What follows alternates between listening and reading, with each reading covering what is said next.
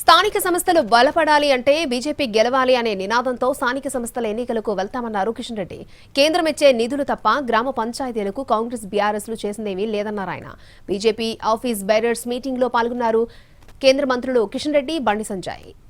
Congress BRS కుట్రలు చేసిన 2 MLC స్థానాల్లో గెలిచామన్నారు. బీజేపీ బలపడాలని, రాష్ట్ర సమస్యలపై పోరాడాలని, అధికారంలోకి రావాలని ప్రజలు చూస్తున్నారని అన్నారు.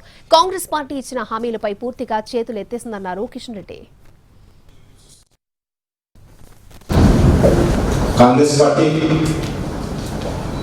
టీఆర్ఎస్ పార్టీ అనేక రకాల కుట్రలు చేసినప్పటికీ, ముఖ్యమంత్రి స్వయంగా వచ్చి సభలలో పాల్గొన్నప్పటికీ 2 సీట్లు మనం విజయం సాధించడం జరిగింది. రాష్ట్రంలో ప్రస్తుత రాజకీయ నేపథ్యంలో ప్రజలందరూ కూడా ఈరోజు బీజేపీ వైపు చూస్తుంది.